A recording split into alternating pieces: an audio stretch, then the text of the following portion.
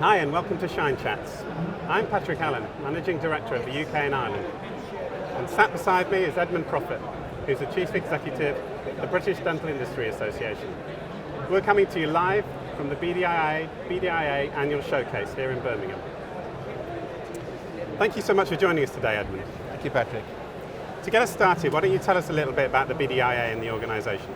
The BDIA is a community of around 100 plus dental manufacturers, service providers, like-minded. We're all working together to promote the cause of the industry, working with the regulatory authorities, dental professional associations, basically to protect and promote the industry and to let the industry get on with its business while we look after the regulatory and affairs issues.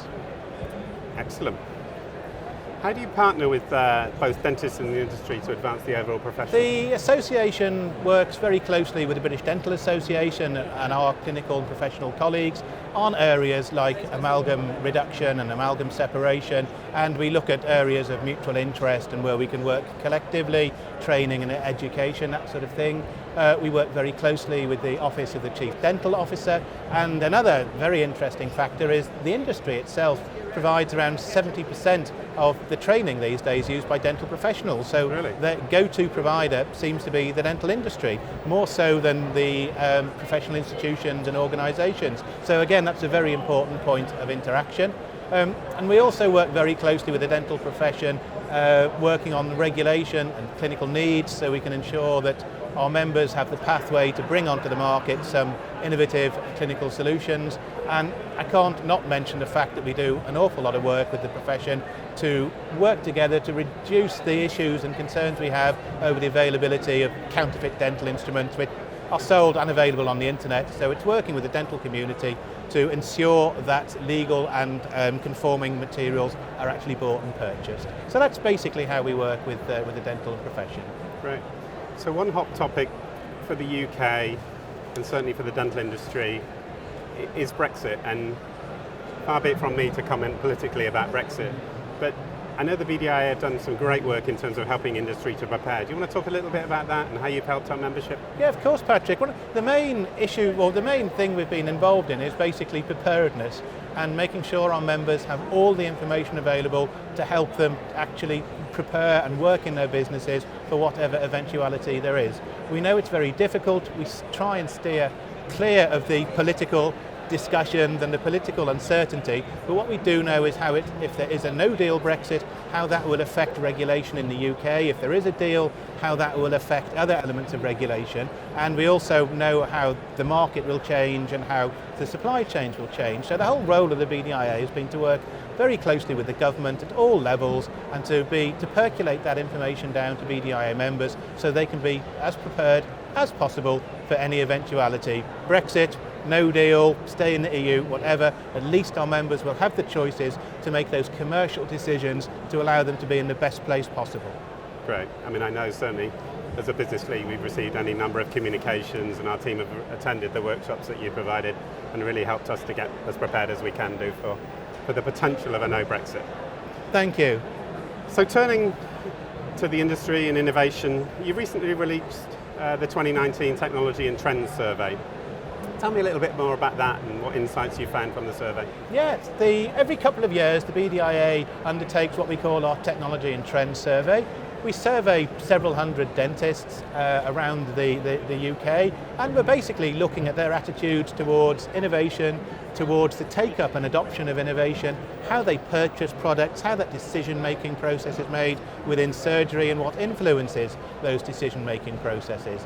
And it's been quite fascinating looking at the results this year, and if I may take the opportunity just to run through some of the most interesting findings.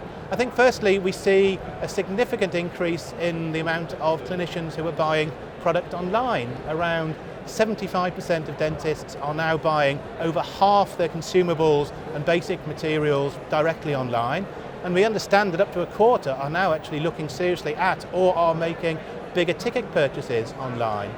I think another real standout that I talked about a little earlier was the fact that clinicians seem to be telling us that the bulk of their training and development is actually now coming from the industry itself through industry seminars, training events, CPD activities, and that has started to actually overtake some of the more traditional training outlets such as professional associations and other sort of training courses. We've also had a look at sort of what technology is being adopted and what's hot and what's not. So without any particular surprise, it seems that intraoral impression systems, intraoral scanners are very, very popular, and that intraoral cameras again, and about 70% of those dentists surveyed claim they have some sort of intraoral digital capability now, which is interesting. There's a lot of interest in hard and soft sort of flesh lasers, but 80% of dentists are saying they're aware of this technology, they're interested in it, but that's not yet backed up by actual purchasing. And some other trends really. We see a growth in the sales and use of short-term ortho, of implants, and also, no great surprise, of whitening materials. Of course, yeah. And again, no great surprise, we see a year-on-year decrease in the use of amalgam as other restoratives become more and more popular. So that's kind of what we're seeing at the moment. So you say no great surprise, and I know we've been running this survey for a number of years. I don't know how many years exactly, but I know the survey's been ongoing for some time. Was there anything that really surprised you this time? I think one of the sort of most pleasant surprise really was the fact that the role the industry is essentially playing in the training. The fact that computerization has penetrated right across all surgeries now. I think 1% of surgeries surveyed didn't have any computerization at all. And also quite interesting the way that clinicians are turning more to their own belief and interest in clinical need in terms of the decision making to buy products rather than just advertising or what sales reps tell them to buy. There's a genuine interest and desire and a lot of peer-to-peer discussion as well to determine what sort of products and innovations they should be adopting. So there's some quite interesting findings. Excellent. And turning to the show, it's got a great feel, looks fantastic, we've got some great stands. What are you seeing? What's the buzz today? Showcase is really there to be the best B2B show that there is, and we can see around us today a significant amount of investment from exhibitors. We can see a lot of good product on display and a real convivial, relaxed but interesting show. And because dentistry is so hands-on, it's extremely important. We've looked very briefly at trends of buying online, but when you're buying equipment, when a dentist is doing the clinical work, they need to look and pick up and feel. And if they can do that in a convivial, professional and helpful environment like Showcase, I think it's a real winner for the profession and for the industry. Fantastic. Thank you, Edmund. As you've run the Showcase over the past few years, what trends or ideas are on the rise that you see? I mean, we talked a little bit about scanning and digital workflow, and clearly that's a big focus for Schein through our Connect Dental program. What else are we seeing? Really, I think in fairness, wandering around in the UK, if you go abroad you see at dental shows you see an awful lot of implants. Of course the market in the UK is still growing from that point of view. So in terms of innovation and product, it really is still quite digitally focused. But there's some amazing developments. We've now seen wireless chairside, 5-axis milling machines. We've got some incredibly high-tech, small 3D printers.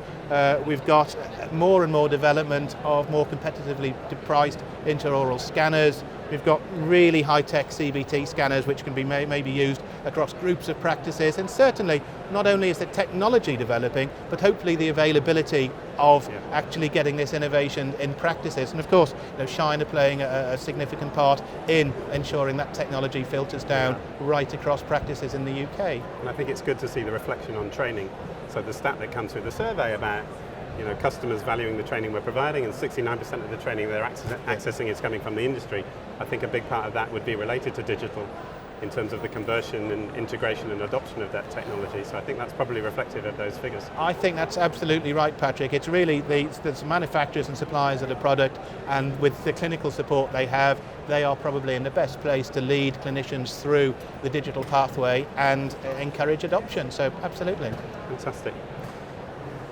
Edmund, why is it important now more than ever for dentists and industry to be listening to one another and partnering closely to achieve the best possible outcomes? We talked a little bit earlier about Brexit, and again, that's probably a little overly discussed, but that is one of many, many challenges. There are many challenges facing the dental profession. There are some very significant regulatory challenges facing the dental industry, with or without Brexit. Change is there, the marketplace is changing, buying habits are changing, so I think it's immensely important as customer and provider. The relationship is more than customer and provider. We're both in an oral healthcare community, and I think from that point of view it's vital that we work together to ensure that not only we can provide the more innovative and cutting edge products, but we can provide the training and education, and we can work together to ensure that oral health delivery is at the best quality and spread around to as many patients as possible. That's why I think it's vital that we work together, as we have discussed, and indeed even more so in the future. Thank you, Edmund. Feels like the profession's in very safe hands, and certainly in the industry, I think through the work you do through the BDIA. I know from personal experience as being a member of the council, the information you provide, the networking opportunities, and the show itself. It's a fantastic organisation, you're doing a great job. So thanks for joining us today.